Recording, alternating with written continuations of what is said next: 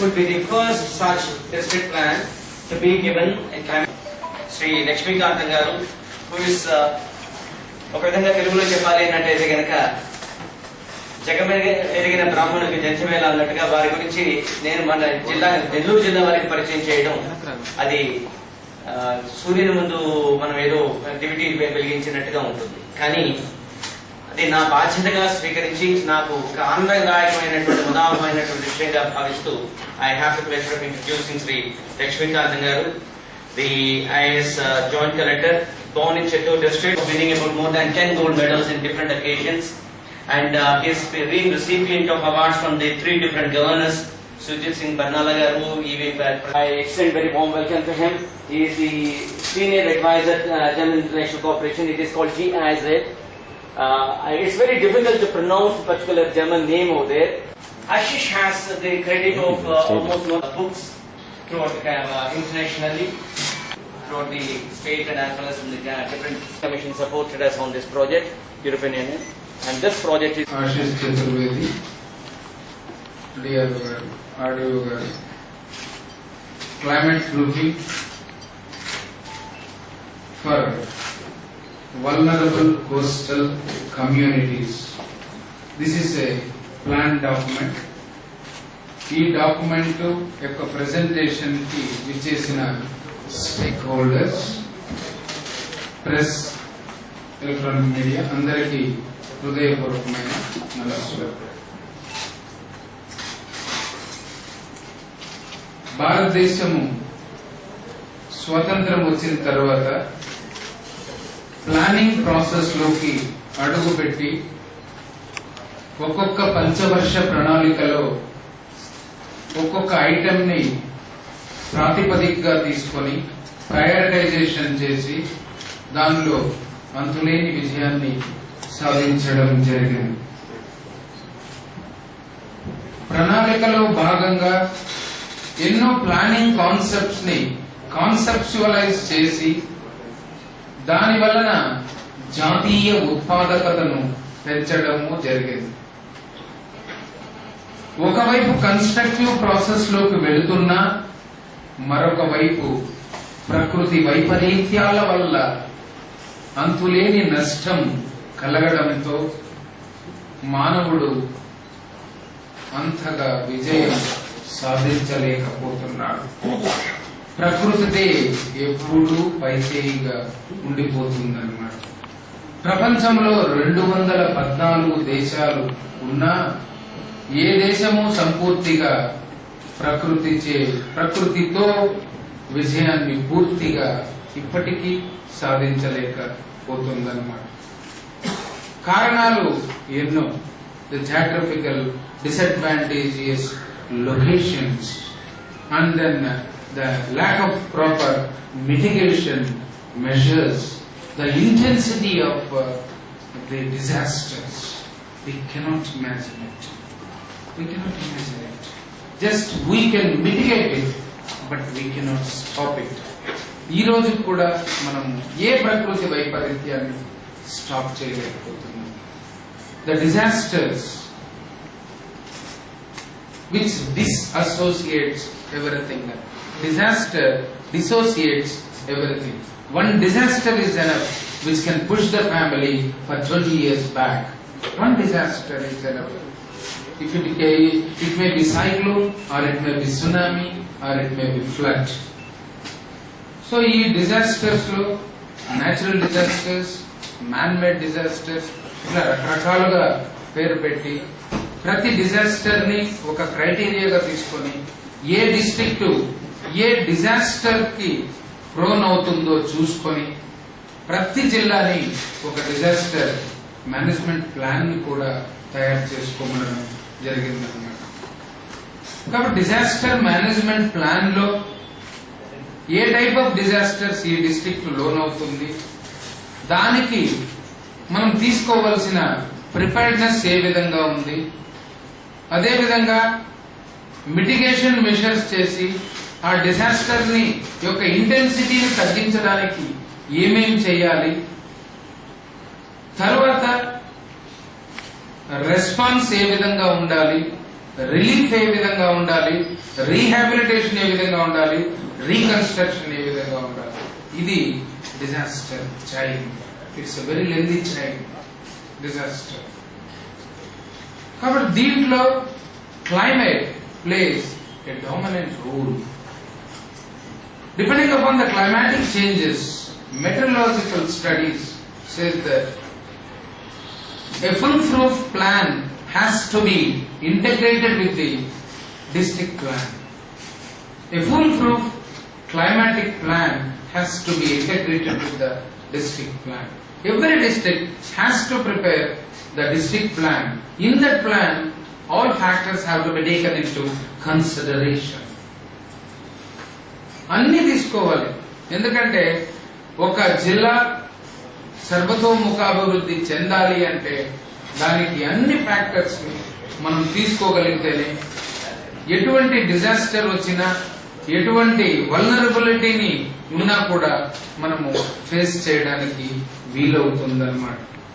So ఎక్కడో hierarchical గా మనకు national disaster management authority, state లో state disaster management authority, district లో district disaster management authority constitute చేశారు. ప్రతి స్టేట్ ఒక ప్లాన్ ను కూడా తయారు చేయడం జరిగింది, స్టేట్ డిజాస్టర్ మేనేజ్మెంట్ ప్లాన్ అని. అదేవిధంగా ప్రతి జిల్లా డిస్ట్రిక్ట్ డిజాస్టర్ మేనేజ్మెంట్ ప్లాన్ అని తయారు చేయడం జరిగింది. మనం చూసినట్లయితే ఇక్కడ మనకు సైక్లోన్ ప్లేస్ ఎ డామినెంట్ రోల్. కాబట్టి మనకి ఇక్కడ మే మంత్, అటు October November months cyclone prone months గా డిక్లేర్ చేయడం జరిగింది. కాబట్టి ఇక్కడ మనకు ఇంచుమించు ఒక 965 కిలోమీటర్స్ వరకు కోస్టల్ లైన్ ఆంధ్రప్రదేశ్ లో ఉన్నాయి. The second biggest coastline state in the country. The first state is Gujarat, wherein the coastal line length is 1064 kilometers. మన జిల్లాలో ఇంచుమించు 163 కిలోమీటర్ల లైన్ ఉందన్నమాట, కోస్ట్ లైన్. కాబట్టి ఇక్కడ almost all 9 districts are frequently prone to cyclones. ఎందుకంటే cyclone is a very powerful terminology. ఎందుకంటే cyclonic అనేది ఒక సర్పెంట్ కాయిల్ లాగా యాంటీ క్లాక్ వైజ్ డైరెక్షన్ లో తిరుగుతూ అంతులేని శక్తిని కలిగి ఉన్న ఒక లో ప్రెషర్ సిస్టమ్ అన్నమాట. ఎందుకంటే దాంట్లో ఉన్న ఎనర్జీ చాలా ఎక్కువగా ఉంటుంది. ఆ ఎనర్జీకి విండు తోడవుతుంది అన్నమాట. తోడైనప్పుడు దాని వలన కలిగే ఫలితాలు చాలా దుష్ప్రభావాన్ని మానవుని యొక్క జీవితంపై చూపిస్తుంది. కాబట్టి ఇలా మనకు సైక్లోన్ ని చూసుకొని జిల్లాలో ఒక సైక్లోన్ మిటిగేషన్ ప్లాన్ ని కూడా తయారు చేయడం జరిగింది. మనకు సైక్లోన్ ఒక్కటే కాదు, ఇంకొక వైపు చూసినట్లయితే ఫ్లడ్ ప్రోన్ అయిందన్నమాట డిస్ట్రిక్ట్. ఎందుకంటే పెన్నార్ ఫ్లడ్స్ రావచ్చు, అదేవిధంగా స్వర్ణముఖి ఫ్లడ్స్ రావచ్చు.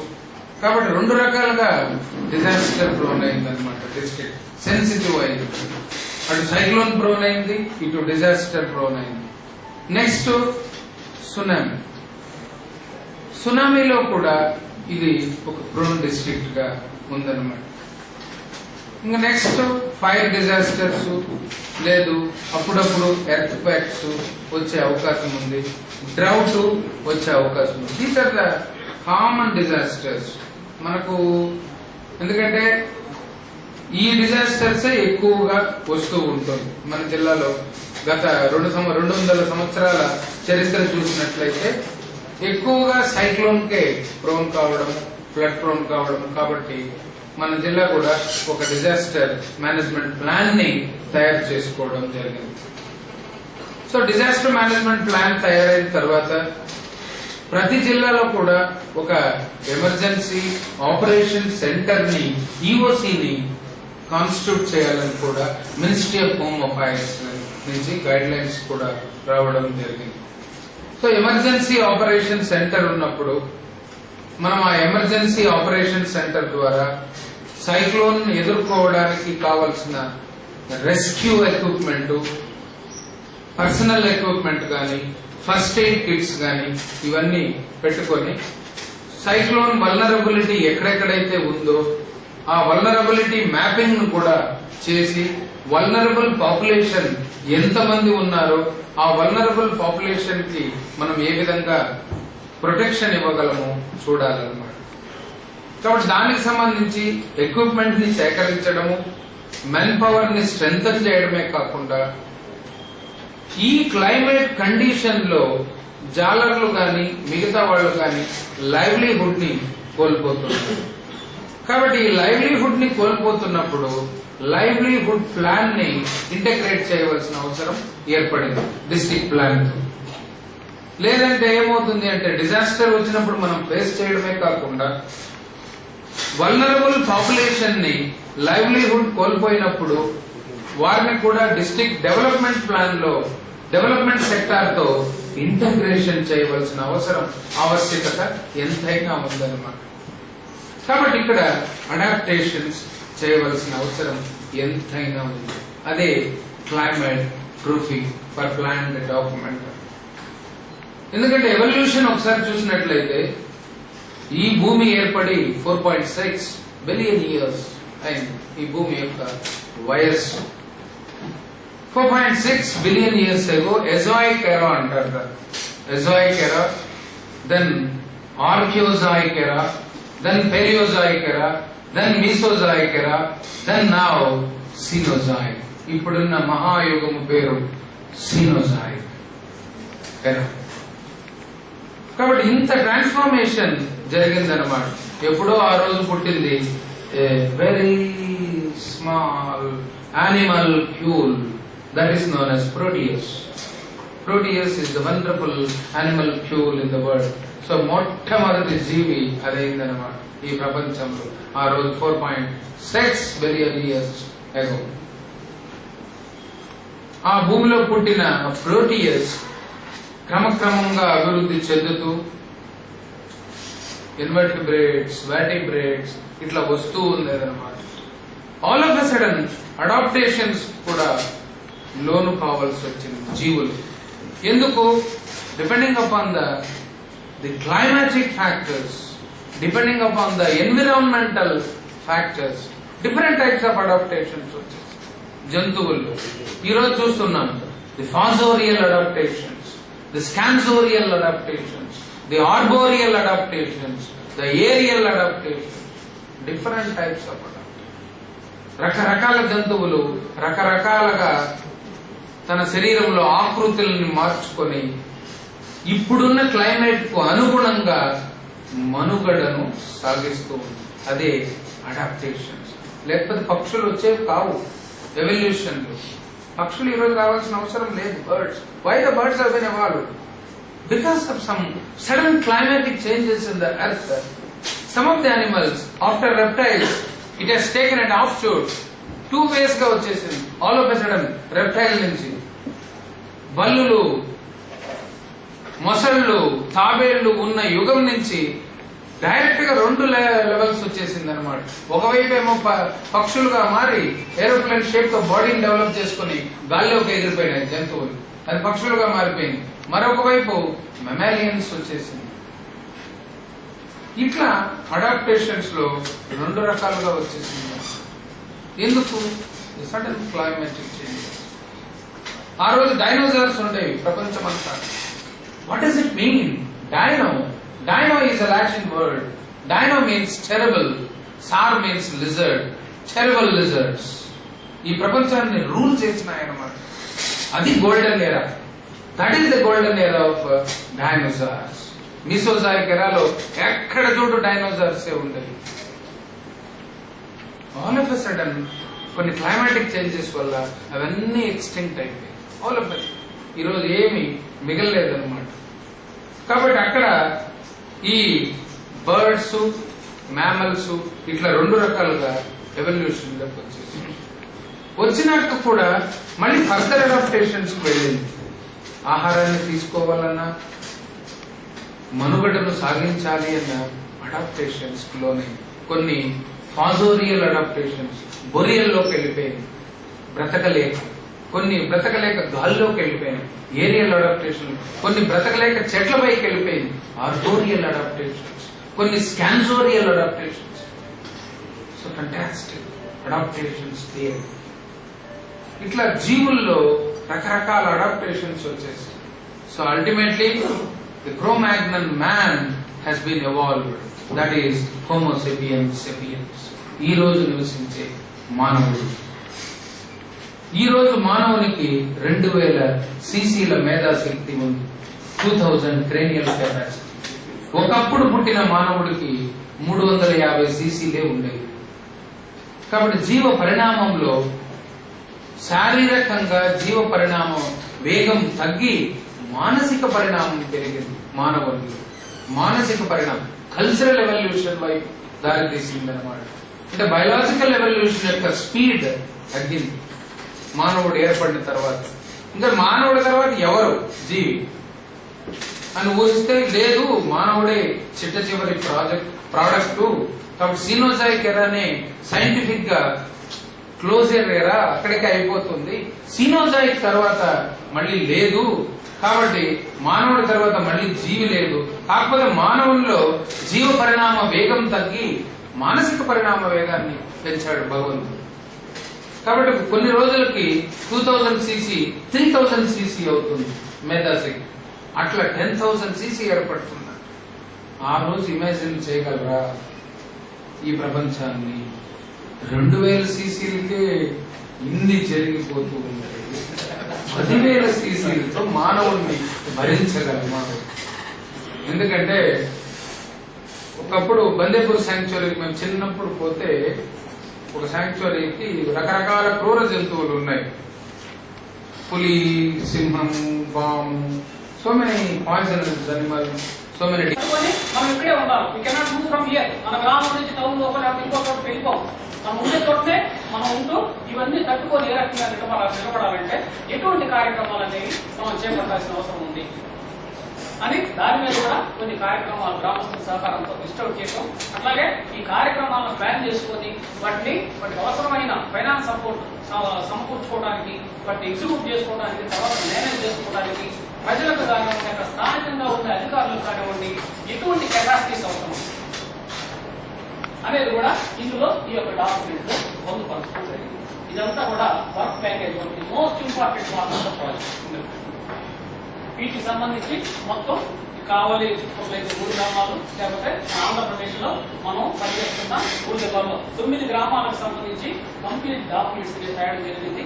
అట్లాగే 3 టౌన్లు, ఇక్కడ కావలి, ప్రకాశంలోకి వచ్చేసరికి ఒంగోలు, అట్లాగే విశాఖపట్నం జిల్లాలోకి వచ్చేసరికి విశాఖపట్నం సిటీ. ఈ 3ని కూడా తీసుకొని ఈ 3లో కూడా మనం ఈ యొక్క సమాచారాన్ని అక్కడ ఏంటంటే ఇంకా కొంచెం పొల్యూషన్ కానివ్వండి, ఎనర్జీ యూజ్ కానివ్వండి, ఇటువంటి కూడా ఇంకా ఎడిషనల్ ఫ్యాక్టర్స్ అక్కడ యాడ్ అవడం జరిగింది. సో సిటీ ప్రొఫైల్స్ కూడా ఇందులో భాగంగా మనం తయారు చేయడం జరిగింది. ఇది అంతా వర్క్ ప్యాకేజ్ ఉండండి. 2 పైలట్స్. మరి ఇందులో ఈ నీడ్స్ అసెస్మెంట్ లో భాగంగా ఆల్రెడీ గ్రామస్తులు కొన్ని కార్యక్రమాలు గుర్తించారు. ఒక్కొక్క గ్రామంలో ఒక 5 లేదా 6 కార్యక్రమాలు. ఇదిగో ఈ కార్యక్రమం కనుక మనం చేస్తే భవిష్యత్తులో ఈ వ్యవసాయానికి సంబంధించి ఇబ్బంది రాదు, లేకపోతే మన యొక్క లైవ్లీహుడ్ కి సంబంధించి ఇబ్బంది రాదు, లేకపోతే ఇంకొక డ్రింకింగ్ వాటర్ సంబంధించి ఇబ్బంది రాదు అని అట్లా కొన్ని కార్యక్రమాలను వాళ్ళు సెలెక్ట్ చేసుకోవడం, గుర్తించడం జరిగింది. ప్రతి గ్రామంలో 5 నుంచి 6, 7 అట్లా. వాటిలోనే మళ్ళీ మీకు బాగా ఈ రోజు అవసరమైంది ఏది అంటే పైలట్ బేసిస్ మీద we cannot do all the thing, all activities మనం చేయలేము. కాబట్టి 5-6 కార్యక్రమాల్లో బాగా అవసరమైంది ఏదో ఎన్నుకొని ఒకే ఒక దాన్ని మనం ప్రయోగాత్మకంగా చెప్తాం. దాని ఫలితాలను బట్టి ఈ ఫలితాలను మనం గవర్నమెంట్ ప్రొజెక్ట్ చేసి మనము దీన్ని మెయిన్ స్ట్రీమింగ్ ప్రాసెస్ లో మిగతా కార్యక్రమాలు కూడా చేసుకోవడానికి అవకాశం ఉంటుంది అని తెలుసుకున్న తర్వాత ఇక్కడ ఈ నీడ్స్ అసెస్మెంట్ ఎక్సర్సైజ్ లో ఏవైతే ఐడెంటిఫై చేశారో వాటిల్లో ఒకే ఒక దాన్ని ప్రయారిటైజ్ చేసి ఇక్కడ పైలట్ యాక్టివిటీ మనం ఎగ్జిక్యూట్ చేయడం జరుగుతుంది. ఇక్కడ మనం 3 గ్రామాలు ఉంటే రామపరిపాలెం, శ్రీరామపురం, అట్లా గ్రామాలు. ఈ 3 గ్రామాల్లో కూడా ఒక్కొక్క గ్రామానికి ప్రయోగాత్మకంగా ఒక్కొక్క పైలట్ యాక్టివిటీని మనం అక్కడ సపోర్ట్ చేయడం జరిగింది. ఫర్ ఎగ్జాంపుల్ ఈ యొక్క శ్రీరామపురం గ్రామానికి వచ్చేసరికి అక్కడ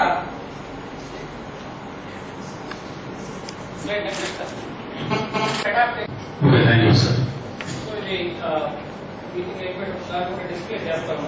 వెబ్సైట్ అడ్రస్ వచ్చేసి www సంబంధించిన కాబట్టి ఎక్విప్మెంట్ అంతా పుట్టుకోబోతున్నాయి. దీనివల్ల ఏంటంటే మా లైవ్లీహుడ్ లాస్ అవుతుంది. ఇది దాదాపు ఎందుకంటే ఎక్కువ రావడం వల్ల ఫ్రీక్వెంట్ గా మేము దెబ్బతింటాం, మేము లాస్ అవుతున్నాం, మా ఆదాయం అంతా కోల్పోతున్నాం. కాబట్టి ఇది ప్రొటెక్ట్ చేసుకోవడానికి ఒక సైక్లోన్ రెసిస్టెంట్ షెడ్, ఒక స్టోరేజ్ షెడ్, ఇటువంటి సైక్లోన్ వచ్చినా కూడా ఇబ్బంది కలగకుండా మా వస్తువులన్నీ మేము అక్కడ ప్రొటెక్ట్ చేసుకోవడానికి, దాచుకోవడానికి అవసరమైన ఒక ఫెసిలిటీ అనేది ఒకటి కావాలని వాళ్ళు నిర్ణయించుకోవడం జరిగింది. దానికి అనుగుణంగానే ఆ గ్రామానికి సంబంధించి ఒక సైక్లోన్ స్టామ్ రెసిస్టెంట్ షెడ్ అని చెప్పి అది కన్స్ట్రక్షన్ కి మనం సపోర్ట్ చేయడం అనేది జరిగింది. అది ఆ యాక్టివిటీ ఆల్రెడీ కంప్లీట్ అయింది. People started using that. అది వాళ్ళు సెలెక్ట్ చేసుకున్న 5-6 వాటిలో అతి ప్రధానమైనది కాబట్టి దానికి మనం సపోర్ట్ చేయడం జరిగింది. నెక్స్ట్ విలేజ్ వచ్చేసి రాముడుపల్లిపాలెం. అక్కడ కూడా మరి కూడా గ్రామస్తులందరూ కూడా ఫిషింగ్ మీద ఆధారపడి బ్రతికేవాళ్ళు. వారికి అట్లాగే సముద్రం వెళ్ళడానికి మధ్యలో ఈ యొక్క కెనాల్ ఉండటం, ఆ కెనాల్ ఫ్రీక్వెంట్ గా వాళ్ళు వెళ్ళడానికి కానీ రైతులు అటువంటిప్పుడు వాళ్ళు ఏదైనా తెచ్చుకోలేదు పరిస్థితి.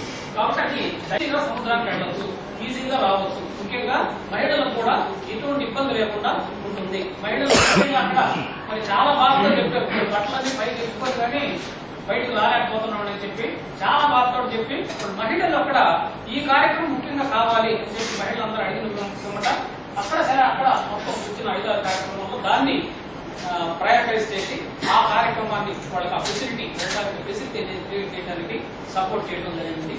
3వ కార్యక్రమం వచ్చేసి పైలట్ యాక్టివిటీ పూలదొరువులో అది మన అందరికీ టెక్నాలజీ స్ప్రింక్లర్ ఇరిగేషన్ యూనిట్స్ అక్కడ సపోర్ట్ చేయడం జరిగింది. అక్కడ దాదాపు 7 ఎస్సీ కార్పొరేషన్ ద్వారా భూములు ఇస్తున్నారు.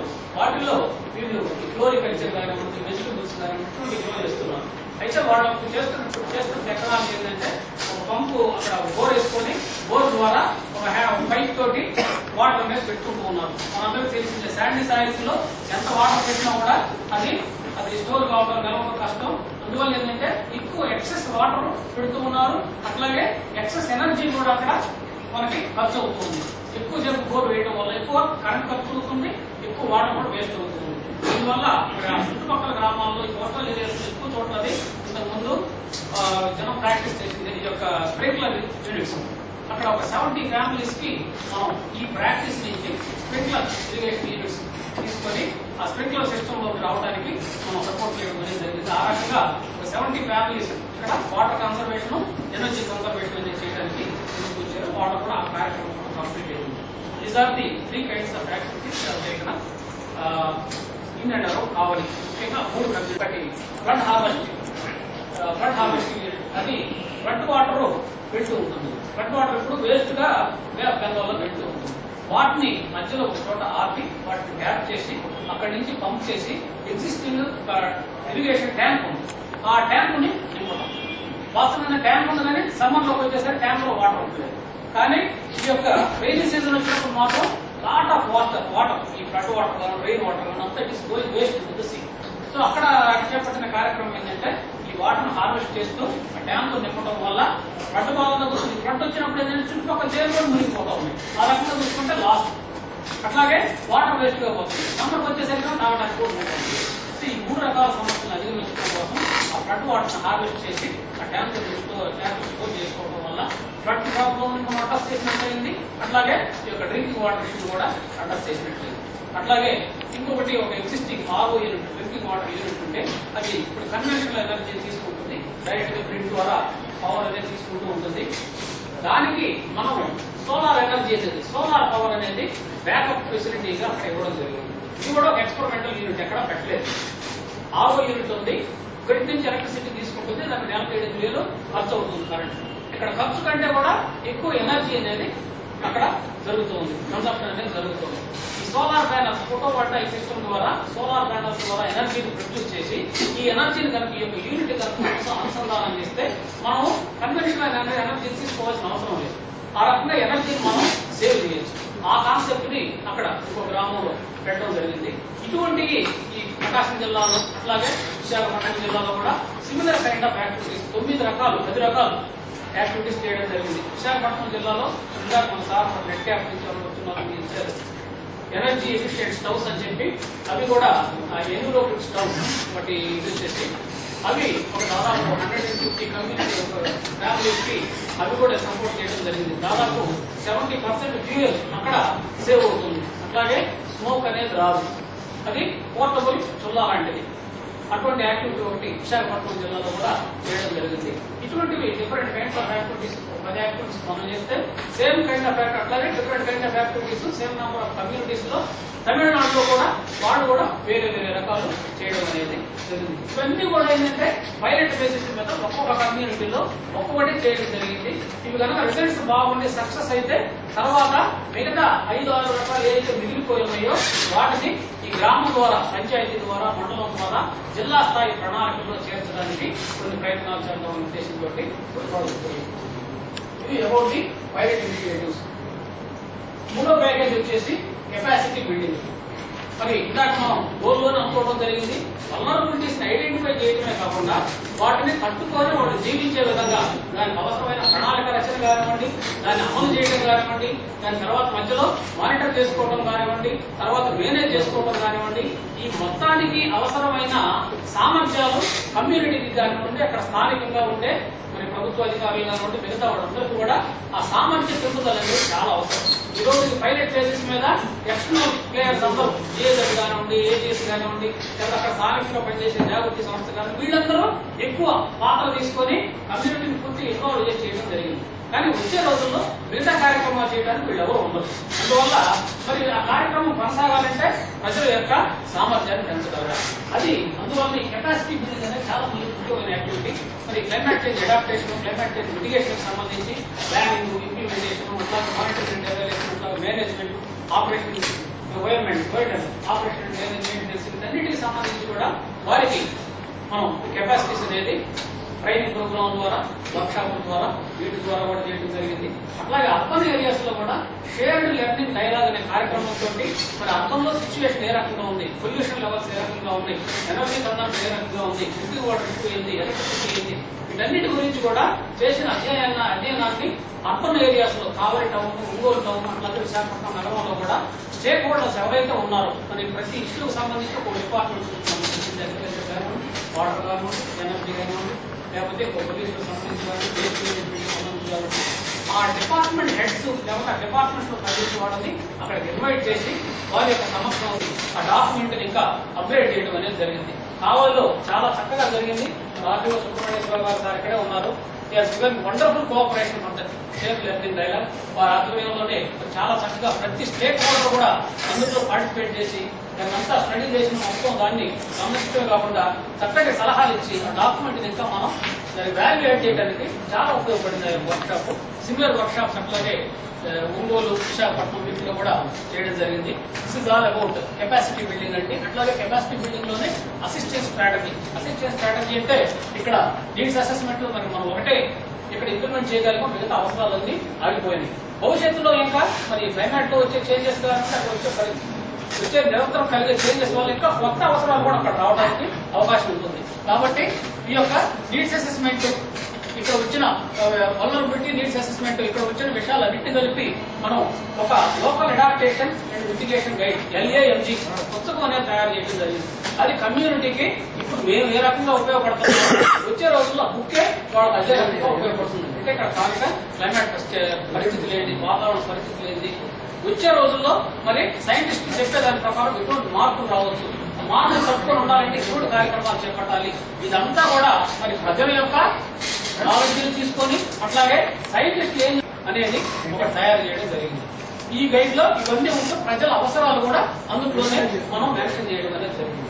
ఈ యొక్క వచ్చే రోజుల్లో మరి ప్రజలు అక్కడ ఉన్న కమ్యూనిటీస్ ఈ యొక్క లోకల్ అడాప్టేషన్ మిటిగేషన్ గైడ్ లో మెన్షన్ చేసిన ప్రతిదీ కూడా అర్జీల ద్వారా కానివ్వండి, చర్చల ద్వారా కానివ్వండి ఈ యొక్క గ్రామ స్థాయి ప్రణాళికలో అవసరాలన్నీ చేరుస్తారు. గ్రామ స్థాయి నుంచి మళ్ళీ మండల స్థాయికి, జిల్లా స్థాయికి, రాష్ట్ర స్థాయికి ఈ రకంగా ఇంటిగ్రేషన్ అనేది జరగడానికి ఎటువంటి సామర్థ్యాలు వారికి అవసరమో ఆ సామర్థ్యాలన్నీ కూడా మనము ఈ యొక్క కెపాసిటీ బిల్డింగ్ స్ట్రాటజీలో వారికి ఇవ్వడం అనేది జరిగింది. సరే, ప్రీవియస్ స్లైడ్. నాలుగోది వచ్చేసి విజిబిలిటీ. ఇది పైలట్ ఎఫర్ట్. ఇక్కడ ఏదైతే సక్సెస్ జరిగిందో దాన్ని ప్రతి చోట కూడా ప్రచారం చేయాల్సిన అవసరం ఉంది. ప్రజలందరికీ తెలియాలి. అట్లాగే other stake holders, government departments కానివ్వండి, సివిల్ సొసైటీ ఆర్గనైజేషన్స్ కానివ్వండి, పాలసీ మేకర్స్ కానివ్వండి, వీళ్ళందరికీ కూడా అది తెలియాలి. అట్లాగే ఎన్జిఓస్ కానివ్వండి, ఈ రంగంలో పనిచేసే వాళ్ళందరికీ కూడా తెలియాల్సిన అవసరం అనేది ఉంది. అందువల్ల ఈ యొక్క విజిబిలిటీ స్ట్రాటజీ అంటే స్కేలింగ్ అప్ పనికి వస్తుంది. ప్రతి చోట మన జిఐజెడ్ లేకపోతే ఏజెస్ లాగా వెళ్ళి ప్రతి చోట పనిచేయడానికి అవకాశం అనేది లేదు మనకున్న పరిమిత వనరుల వల్ల. కాబట్టి విజిబిలిటీ అనేది కనుక పెంచగలిగితే అన్ని చోట్ల ఈ యొక్క సందేశం లేకపోతే ఈ సక్సెస్ స్టోరీ అనేది అన్ని చోట్ల వెళుతుంది. దాని ద్వారా ఎంతో మంది మరి ఉత్సాహం అనేది పొంది ఇన్స్పైర్ అయ్యి వాళ్ళు కూడా చేయడానికి అవకాశం ఉంటుందని మరి ఈ యొక్క స్ట్రాటజీ ద్వారా అవేర్నెస్ మీటింగ్స్ పెట్టడం, అట్లాగే ఎక్కువ చోట్ల మీడియాస్ కి కాంట్రిబ్యూట్ చేయడం, వార్తాపత్రికల్లో కానివ్వండి, మ్యాగజైన్స్ లో కానివ్వండి, వీటిల్లో దాని గురించి కొన్ని ఆర్టికల్స్ పంపించడం, అట్లా ఎక్కడన్నా కాన్ఫరెన్సెస్ జరుగుతూ ఉంటాయి క్లైమేట్ చేంజ్ వీటికి సంబంధించి కాన్ఫరెన్సెస్ జరుగుతూ ఉంటే మా టీం నుంచి ఎవరో ఒకరు వెళ్ళి మా యొక్క అనుభవాలు ఏంటి, ఇక్కడ ఏ రకంగా మనం టేకప్ చేసినా వాటి రిజల్ట్స్ ఏంటి, ప్రాసెసింగ్ అంతా కూడా ఎక్స్ప్లెయిన్ చేసి షేర్ చేసుకోవడం. అట్లాగే ఇందాక మన సార్ వాళ్ళు అది చెప్పారు, ఈ యొక్క వెబ్సైట్ ద్వారా కూడా మరి ప్రపంచంలో ఉన్న అన్ని మూలల్లో కూడా మనం సమాచారాన్ని పంపించడానికి షేర్ చేసుకోవడానికి అవకాశం ఉంటుంది. కాబట్టి ఒక వెబ్సైట్ క్రియేట్ చేయడం అనేది జరిగింది. అట్లాగే ఈ యొక్క ఇష్యూ మీద ఇంట్రెస్ట్ ఉన్న ఎన్జిఓస్ కానివ్వండి, సిఎస్ఓస్ కానివ్వండి, నెట్వర్క్స్ కానివ్వండి, వీళ్ళందరితో కలిసి పనిచేయడం ద్వారా ఈ మెసేజ్ ని ఎక్కువ చోట్లకి స్ప్రెడ్ చేయడం అనేది దీని ద్వారా కూడా ఈ యొక్క నాలుగు స్ట్రాటజీ ద్వారా జరుగుతుంది. సో బేసిక్ గా ఈ 4 మేజర్ కాంపోనెంట్స్ ద్వారా ఈ యొక్క కార్యక్రమాలన్నీ కూడా మనం ఈ యొక్క జిల్లాలో చేయడం జరిగింది. ముఖ్యంగా నెల్లూరు జిల్లాలో we have excellent cooperation from Kavali municipal commissioner కానివ్వండి, అట్లాగే మన ఆర్డీఓ గారు కానివ్వండి, అక్కడ స్థానికంగా పనిచేసే గ్రామ విలేజ్ సెక్రటరీస్ కానివ్వండి, ఇక కమ్యూనిటీ అనేది మాకు ఇప్పటి నుంచే తెలిసిన కమ్యూనిటీ కాబట్టి అంటే వండర్ఫుల్. ఇది ఇంకా ముందుకు వెళ్ళాలంటే ఖచ్చితంగా it has to be integrated with the regular developmental activities. I should take over now. I should continue with the rest slightly quickly. Because I know, so this was important because the entire approach had to be explained to you, and also this entire idea of what were the pilots on the ground. So now you know what the pilots were on the ground. Also the fact that these pilots are not very different from regular development work. They're actually related to development. Like for instance, developing a cyclone shelter is nothing extraordinary. But the point is that for the equipment, the point is that you can actually do the same activity and convince that the resources can be accessed because climate change is also happening. So there's an additional reason for doing that activity. It's not only regular development. So this is the slide on urban approach, how we work with the cities. And I think Rao has already talked about it a little bit. So we could move on to the next slide. Sir, we have a question, sir. Yes. That in Kavali, what are the problems in that town and what is the response system for, as you said, temperature variation, cyclone? Just like the villages, what is your projection for Kavali town? See, we actually have an entire document which is available online, which actually talks about what are the sort of like one of the biggest challenges in Kavali is waste. Waste management is one of the biggest problems. And this was recognized by the municipal commissioner as well as others that waste management continues to be a big problem. And suppose that you are flooding, then the waste problem becomes even more important. Right? So you have, for instance, if you have a cyclone or a flood and you have waste which is lying in the open, then it becomes completely unlivable. Right?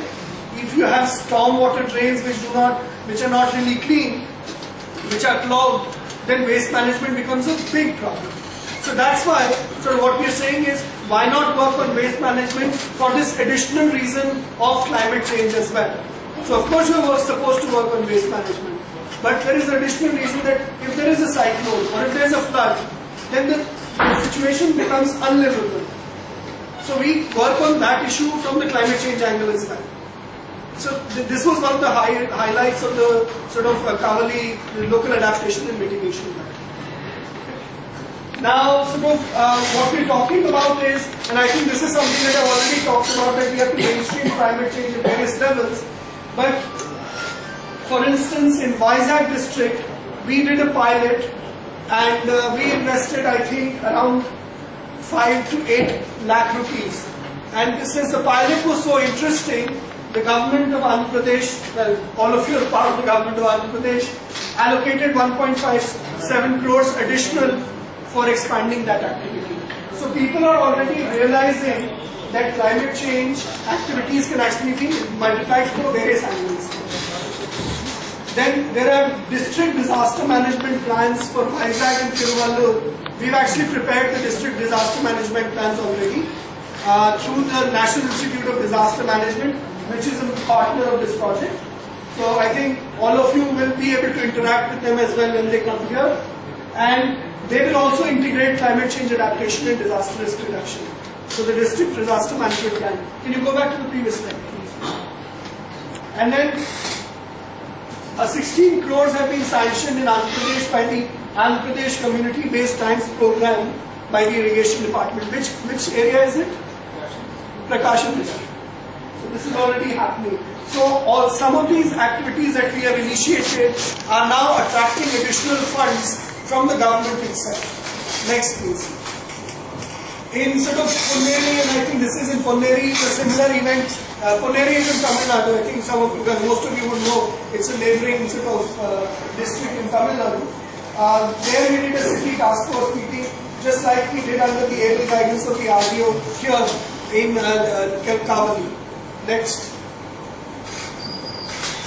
Then we sort of, as I said earlier, we've actually visited the district collector in Vizag, the relief commissioners, AP and Tamil Nadu nominated nodal officers for the preparation of village disaster management plans and district disaster management plans. So we are currently working on the village disaster management plans and district disaster management plans, and jointly with the Ministry of Home Affairs, National Institute of Disaster Management. Okay?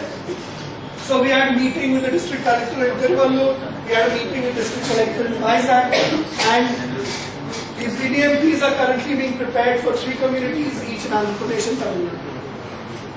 And we've also prepared a technical paper which takes all this experience from AP and TN and brings it to the national level. Next please. We've also had meetings, for instance, in Tamil Nadu, and I also mentioned the State Planning Commission in Tamil Nadu, of making sure that climate change adaptation is integrated into the local planning process and also in the state action plan. I already mentioned DPTRI. Okay, next slide again. These are the list of pilots in Andhra Pradesh. Okay, so these are already sort of most of them are completed. So Ramapuram and Ravanipalam, Povalagoru, then in Prakasham we are in Dasarajapalli, Bothumala and Vengamukkapalam, and in Vizag we are in Chepuladipidapalam and Chukkavanipalam and Gompeta. These are the pilots that I think Ram Gaur already mentioned to all of you. Next please. These are the pilots in time. Next. These are just some pictures. So a sprinkler system. This is the sort of sprinkler system. Then sort of solar lighting, water harvesting, and then there's some solar panels. So there these sort of just glimpses, and that's why I want to invite all of you to our website. Please visit it today or tomorrow to see more details on every pilot that we implemented.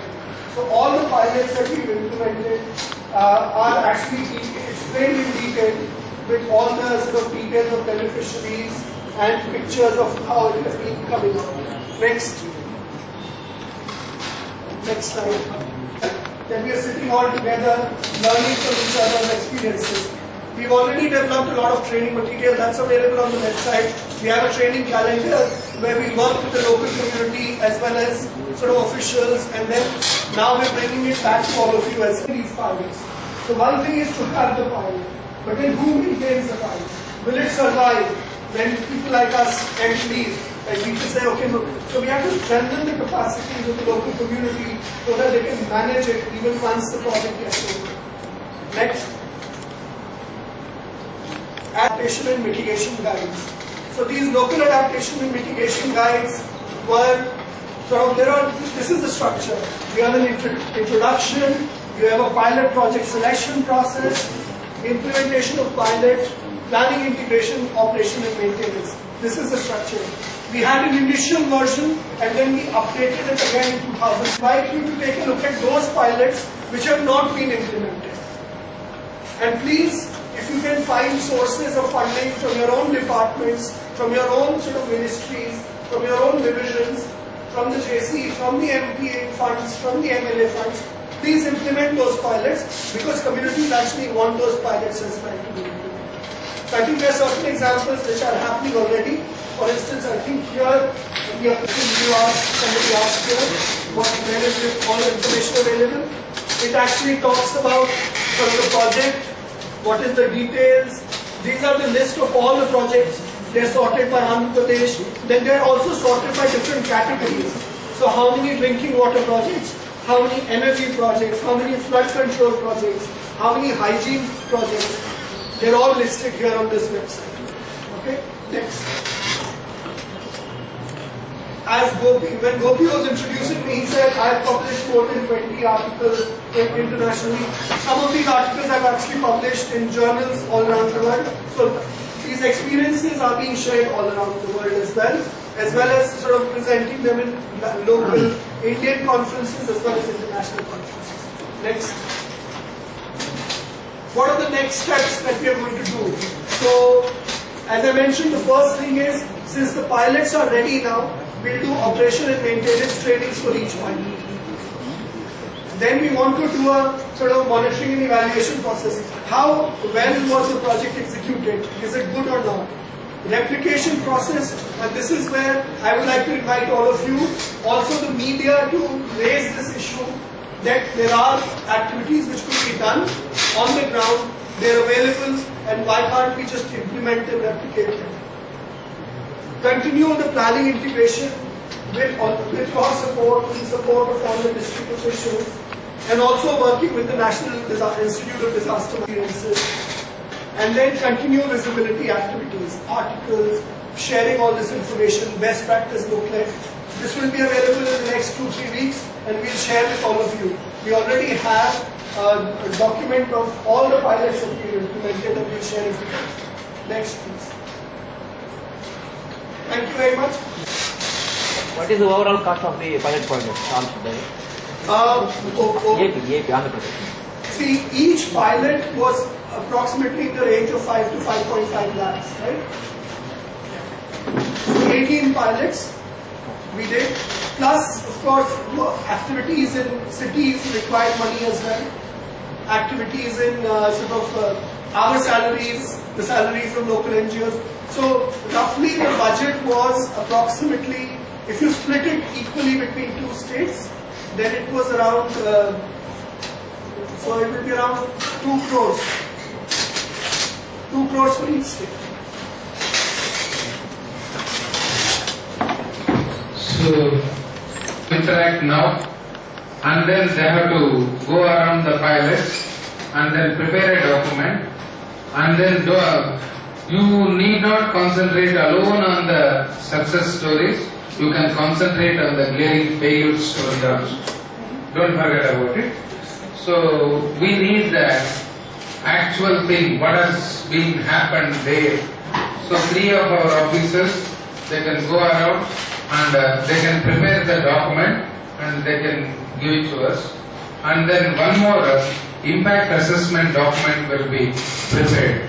So that we will discuss with the chief planning officer. Already I have discussed with him. So they will send an independent agency to go around all these 3, and then they will give their actual feedback, because so it has to be tested. So it has to be tested first. Based on that, definitely how you go ahead, and then what are the things to be incorporated, how document afterwards. So now immediately here 3 officers are here, so they can interact with us, and they can go to the villages and then prepare the document. JD Agriculture. Ramudupalem villages వచ్చేసి only పూర్వదూరులో వచ్చేసి ఇక్కడ grounded crop ఎక్కువ వేస్తారు sir. అక్కడ ఆ grounded crop ఏంటంటే మామూలుగా sprinkler sets కూడా మా డిపార్ట్మెంట్ ఇవ్వడం జరిగింది సార్. ఒక ఏదైనా నియర్ బై విలేజెస్ లో పంట యూస్ కావాలంటే ఈ 2013-14 ఫైనాన్షియల్ ఇయర్ లో కూడా ఎక్కువ నెంబర్ ఆఫ్ స్ప్రింక్లర్స్ కూడా సప్లై చేస్తాం sir. To cultivate more area under grounded crops. Kavali శ్రీరాంపూర్లో ఈ మత్స్యకారులు వచ్చి వలలు బోట్లని ఒడ్డునే పెట్టుకుంటారు. కానీ ఇప్పుడు సైక్లాన్ వార్నింగ్స్ బిఫోర్ వచ్చేది వల్ల వాళ్ళని మనము ఒక దూరంగా జరిపిస్తున్నాం. కానీ అక్కడ బోట్ ఏంటంటే సోర్స్ సెంటర్ తేడానికి బోట్ చాలా బరువు ఉంటుంది. దాన్ని 4-5 మనుషులు పట్టి కొంత దూరం తేడానికి కష్టం అవుతుంది. ఆ బోట్ ఈజీగా సోర్స్ సెంటర్ ఇంకా దూరంగా తేడానికి ఏదైనా మనం ఇన్స్ట్రుమెంట్ ఉపయోగిస్తే దూరంగా వస్తుంది. మేము విజయనగరం జిల్లాలో కూడా బోట్లు తేడానికి అక్కడంటే ఇక్కడ కెనాల్స్ కొన్ని దగ్గర ఉండవు. సోర్స్ వచ్చిన తర్వాత అంతా ఫైబర్ బోట్స్ చాలా బరువు ఉంటుంది. ఒక 10 మంది పడితే కానీ బోట్ రాదు అని చెప్పి దాన్ని ఈజీగా తేడానికి వస్తే మన సైక్లాన్స్ లో దాన్ని దూరంగా తెప్పించవచ్చు, లాస్ అవాయిడ్ చేయొచ్చు. If there is an effort in trying to have the fiber catamarans which are raised on the coast, which are very overweight and then they cannot be lifted over, and if they can be really transported further in terms of cyclones to the village or to the higher areas, higher plains. He was suggesting that there could be then, and they've done it in Vijayanagar, it looks like, and then we can visit and then we can see the possibilities and see how it can be integrated into the process.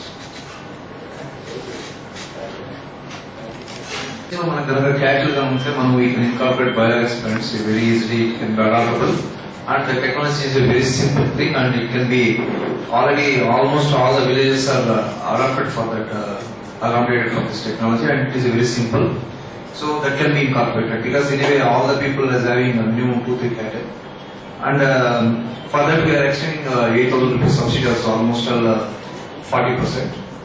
And another thing is smokeless chullas every year we are giving under subsidy, so that program is also it can be adopted.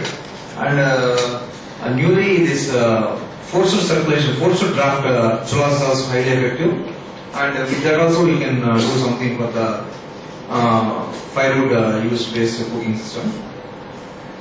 And this solar lanterns, it is easily adaptable and easily it is a very much need for this rural people. So that can also be, it is a very cheapest cost and the subsidy cost, subsidy this thing we are also giving. And sir, actually these fish ponds, they are using these aerators. So there, actually because of lack of power, they are not able to use the aerators fully 24 hours. The aerator has to be run 24 hours. There they are using only a limited time. Because of that they are using that means that they are giving 4 lakh birds, 4 lakh species I think they are they have to grow. But lack of power, they are living only, they are growing only 1 lakh species. So there is some wind technology is there. To adopt that, it will run almost 24 hours. So that can be adopted in your fish ponds. And solar pump sets, at least up to for sprinklers, solar pump sets it can be served for 2 HP. So it is very easily adaptable, and there is a pump technology is there, and with subsidy. So these items can be adopted. This from my side, sir. I welcome the team to visit us, and then if they propose a date, and then we would certainly be very happy to have them with us in these villages, and then go around and interact with the communities as well, and look into the whole possibilities of how these LNGs and then the whole process of vulnerability assessment, and you can interact on all the elements as such, and then in the meanwhile we'll provide you with these LNGs, copies of LNGs. Mr. Badrinarayan from Jagriti will provide you with the copies of LNGs and then also copies of our local adaptation guides that exact with you, and then you can go through them and then look into the vulnerability assessment documents also, and then finally visit us and then interact with the communities. Thank you very much for that. I'd like to share it with the Ministry of Environmental Forest, Government of India, because they are also very keen on it. And we'll also schedule a visit by the Additional Secretary, Mr. Shashi Shekhar. He's also a very senior level officer. He's based in Delhi. He's the Additional Secretary, Government of India, and he's himself shown a lot of interest in this issue, and he would be very keen to visit the communities as well. So ఈరోజు ఈ వర్క్షాప్లో actual climate proofing దాని మీద చర్చ జరిగింది. So వాళ్ళు చేసిన pilot initiatives ఏ villages లో చేశారు, ఏమేమి చేశారు, దాన్ని ఒక లెసన్ గా తీసుకొని మనము అందువల్ల ఒక టీం కూడా కాన్స్టిట్యూట్ చేస్తామని చెప్పాము. కాబట్టి డిఫరెంట్ డిపార్ట్మెంట్స్ ఈ విలేజెస్ విజిట్ చేసి వాళ్ళ యొక్క ఫీడ్బ్యాక్ తీసుకొని అక్కడ కమ్యూనిటీ యొక్క ఫీడ్బ్యాక్ తీసుకొని దాని మీద ఒక డాక్యుమెంట్ తయారు చేసి డిస్ట్రిక్ట్ అడ్మినిస్ట్రేషన్ కి ఇవ్వడం అనేది జరుగుతుంది.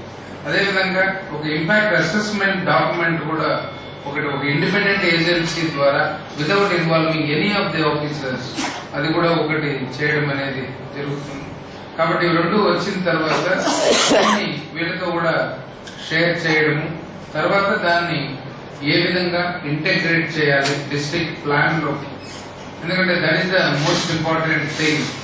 కాబట్టి ఇంటెగ్రేషన్ ఒక్కసారి అయింది అంటే డెఫినెట్ గా ఇది సక్సెస్ఫుల్ గా అయ్యేదానికి అవకాశం ఉంటుంది. కాబట్టి డిజాస్టర్స్ వచ్చినప్పుడు కూడా లైవ్లీహుడ్ పోకుండా వాళ్ళు కూడా వల్నరబుల్ కమ్యూనిటీస్ ఏవైతే ఉన్నాయో అవి కూడా డెఫినెట్ గా సర్వైవ్ అవ్వడానికి అవకాశం ఉంటుంది. కాబట్టి ఇది మోస్ట్ ఇంపార్టెంట్ థింగ్. కాబట్టి ఈరోజు ఇక్కడ వర్క్ షాప్ అటెండ్ అయిన జిఐజెడ్ వారు, అదేవిధంగా అకాడమీ ఆఫ్ గాంధీయన్ స్టడీస్ వారికి, district officers, minister tahsildars, MPDOs, municipal commissioners, press అందరికీ, ఎన్జిఓస్, ప్రెస్ అందరికీ కృతజ్ఞతలు తెలియజేస్తూ కాబట్టి ఈ వర్క్ షాప్ ని Only one request to Ashish as well as from the district, not from the HS or ADAPCAP as such. Ashish was mentioning about the resources available with ODA and also German institutions. And I request on behalf of Nellore district, because I am from Nellore district and we hail from Nellore district, and Nellore is part of our interest as such. So we request from the, I hope that JC Garu permits me in making this request across the Okay. see the possibility of mobilizing a special resource particularly for the Nellore district in trying to mitigate and also adapt into the climatic change areas as such. No, I think it's going to be very easy if it's a part of your plan. If it's a part of your plan, then lots of resources can flow into it from not only from external sources as well. Not only internally. Internally, of course, you will manage on your own, but externally as well. If people see that people are local officials are taking the ownership and the leadership, then I think all of us will have a lot of faith in putting in resources. Thank you. Okay. ఈ document prepare అయిన తర్వాత we will integrate with the district plan and we will have a detailed discussion at that time, and we will give a PowerPoint presentation also by showing our district plan also. At that time you can interact with us so that we can mobilize some funds from either from ODE or else from any other international funding agency. We can mobilize that also, because lots of agencies are there, USAID and then other agencies also there, because they pump a lot of money towards this disaster management. USAID has lots of billions of dollars they are pumping towards disaster management activities.